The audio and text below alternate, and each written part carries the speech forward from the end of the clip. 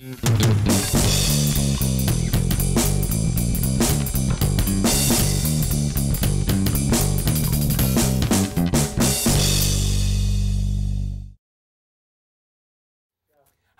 and welcome to Geno'S Picks. I know what you're saying. How's this son of a bitch smiling? Another 4-4 week, 500, but we're 7-8-1. We're 44%. And you know, the first 3 weeks we're just feeling things out. Week 4, we really get it going. So let's start. But first, you know what really grinds my gears? People who still have a problem with Michael Vick. I did a radio show this week, and my buddy said, hey, if Vick wins the Super Bowl, is all forgiven? I don't give a shit what he does. All should be forgiven. I'm tired of guys that are criminals like Michael Vick and Plaxico Burress just being tortured because they're famous and they get, like, run through the mill. Look, they paid their dues. You know what would have been great? If a week after Vick was convicted of dogfighting, it came out that Ray Lewis was wrestling kittens. Oh, my God, Vick is fine. Ray Lewis is an animal. Well, he is an animal, but that's not the point. Let Vick go. He's paid his dues, and I wish him a great year. Now, let's get to the picks. My first pick, Chicago is getting 3 in New York from the football Giants. Not a good season thus far for the Giants. And today, Matthias Kiwanuka out indefinitely with a bulging disc in his neck. That is already bad news for a defensive line of the Giants that has let more black athletes through to score than the Kardashian sisters. You know what I'm saying? They're not doing well. This is great news from Matt Forte. And let's face it, the Giants' offense is not doing well. Brandon Jacobs is throwing helmets farther than he's rushing the ball. So I don't see that going well. And Coughlin needs to sustain longer drives to keep his defense off the field. You know what I'm saying? Maybe they should replace Coughlin, who's kind of lost his players, with the lawyer for Plaxico Burress. Because the difference between Coughlin and Plaxico Burress's lawyer is the lawyer at least once said the defense rests. Tired defense in New York, take the Bears and the 3.5. My next pick, the Indianapolis Colts are giving 7 to the Jaguars in Jacksonville. Oh, here's another one. I don't like that line. That line doesn't leave me enough room. Listen, the only time a line didn't leave someone enough room, it was a Great White concert. And those days are over, people. This is time to make money and live. So let's look at it this way.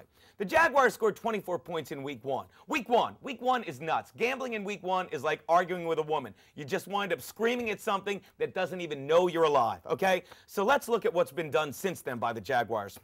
They have scored 16 points in 24 series. That's right. Every time Garrard and MJD trot out onto the field, you're guaranteed 2/3 of a point. Are you out of your mind? Let's face it, people. The Jaguars' offense is like an 80-year-old man. Even if they do punch one in, you know they had a little bit of help. Am I right? And face it, just like that 80-year-old guy, when they do punch one in, they're so surprised it happened that they don't even know how to do it again for quite some time.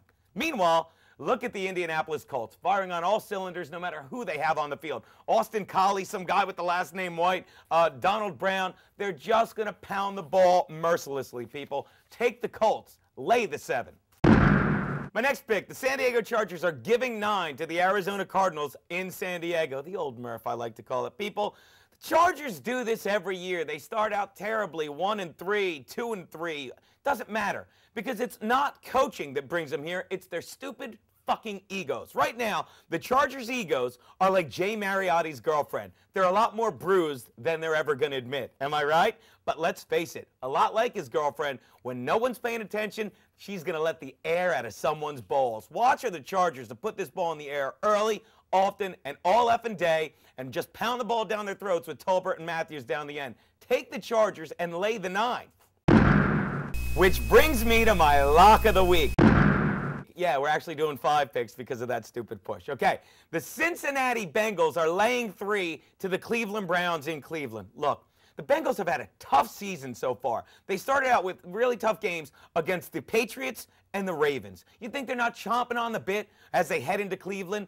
Going from playing the Ravens to the Cleveland Browns is like going from Disney to Euro Disney. The lines are a lot smaller, and they really, really stink. But I'll tell you something, the lines at Euro Disney, much like the Cleveland Browns line, it's easy to get through, and it doesn't take long. They're going to beat the crap out of whatever quarterback starts. Delhomme, Seneca Wallace. They're praying that Delhomme starts because all he does is throw picks. It's going to be a great day for Carson Palmer to get fat, Ocho Cinco to get fat because he tweeted he's going to be in the news, and Cedric Benson, and maybe even Bernard Scott. People, you can't bet enough money on Cincinnati laying the 3. Which brings me to my Double Your Money Monday night bet, or as I like to call it, run to the bank like you stole something. Okay, New England Patriots on Monday night are in Miami, and they're giving the Dolphins a point. Wow, what a week for Brandon Marshall.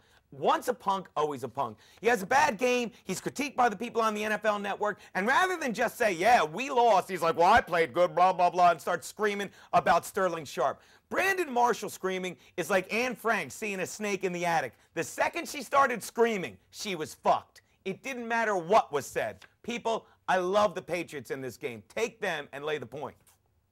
Those are Geno's picks.